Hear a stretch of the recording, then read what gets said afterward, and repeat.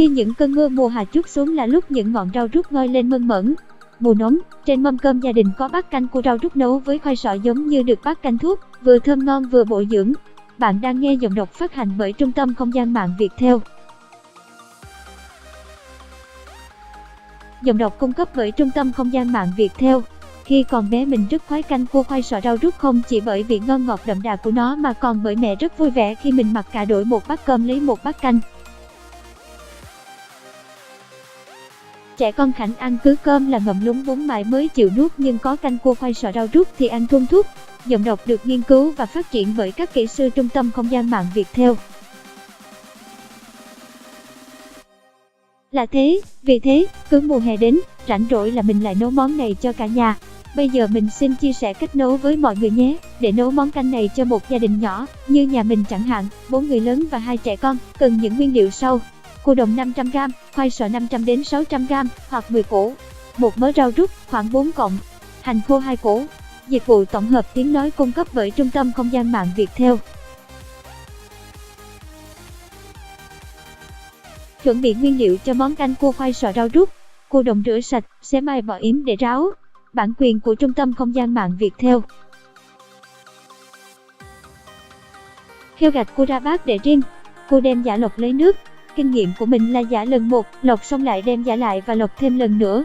Giọng đọc thuộc bản quyền Trung tâm Không gian mạng Viettel. Cảm ơn bạn đã sử dụng dịch vụ của Trung tâm Không gian mạng Viettel. Khi lọc cua, có thể dùng dụng cụ lọc nhưng cũng có cái hạn chế. Mình thường làm theo cách sau. Lấy một lượng nước vừa đủ cho vào cua đã giã nát bóp kỹ. Dùng tay vắt bã cua hết mức có thể, để riêng. Nước cua lúc này còn lại một ít cua chưa lọc hết. Bây giờ chỉ cần nghiêng nồi nước, từ từ rót nước cua sang một nồi khác, để lại phần cặn ở đáy nồi.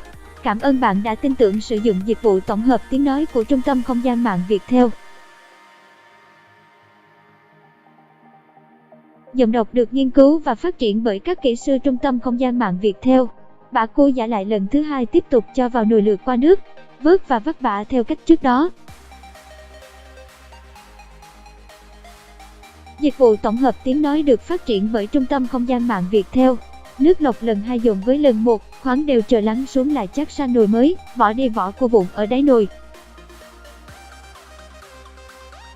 Làm theo cách này nghe thì lích kích, phiền toái nhưng cũng không nhiều động tác thêm bao nhiêu mà nước cua lại không bị sạn và cũng không bị lưới lọc giữ lại mất thịt cua. Giọng đọc cung cấp bởi Trung tâm Không gian mạng Viettel. Giọng đọc cung cấp bởi Tập đoàn Công nghiệp Viễn thông Quân đội Viettel. Nếu không có nhiều thời gian, bạn có thể mua cua giã, xay, sẵn. Tuy nhiên, cua giã và lọc theo cách trên khi nấu gạch đóng chắc và ngon hơn cua xay. Cảm ơn bạn đã sử dụng giọng đọc nhân tạo của Viettel. Khoai sọ chọn loại củ nhỏ. Rửa sạch khoai cho vào nồi luộc sôi khoảng 5 đến 6 phút, trút vào nước lạnh. Vớt khoai ra, lột vỏ một cách dễ dàng, bổ đôi. Phi thơm hành khô với mỡ, cho gạch cua vào trưng với nước mắm cho nổi màu vàng. Bản quyền thuộc về Tập đoàn Công nghiệp Viễn thông Quân đội Viettel. Tiếng nói từ Trung tâm Không gian mạng Viettel. Rau rút nhặt phần non, cuộn và lá, rửa sạch. Phi thơm hành khô, bỏ khoai sọ vào xào với thì nước mắm ngon, xào cho ngấm. Nước cua lọc xong bỏ chút bột canh, cho lên bếp. Dùng đũa khoáng đều theo vòng tròn trong nồi nước đến khi nước sôi sủi, gạch nổi hết, nước trong. Giọng đọc cung cấp bởi Tập đoàn Công nghiệp Viễn thông Quân đội Viettel.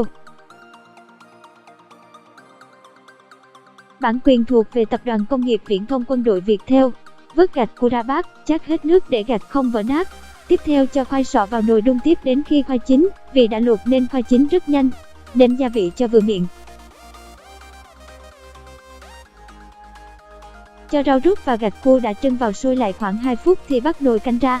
Khi ăn múc canh vào bát, bày cua lên trên. Tiếng nói từ Trung tâm Không gian mạng, Tập đoàn Công nghiệp Viễn thông Quân đội Viettel.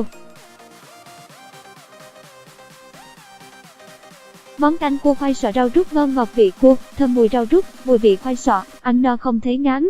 Tiếng nói từ Trung tâm Không gian mạng, Tập đoàn Công nghiệp Viễn thông Quân đội Viettel. Giọng đọc cung cấp bởi Trung tâm Không gian mạng Viettel. Rau rút ngoài Bắc chỉ có vào mùa hè, không như trong Nam. Rau rút, còn gọi là nhút, có quanh năm. Bản quyền của Trung tâm Không gian mạng Viettel. Tuy là rau nhưng do hương vị khá đặc biệt, rau rút thả vào canh cua không nên cho nhiều, thoang thoảng mới thơm ngon.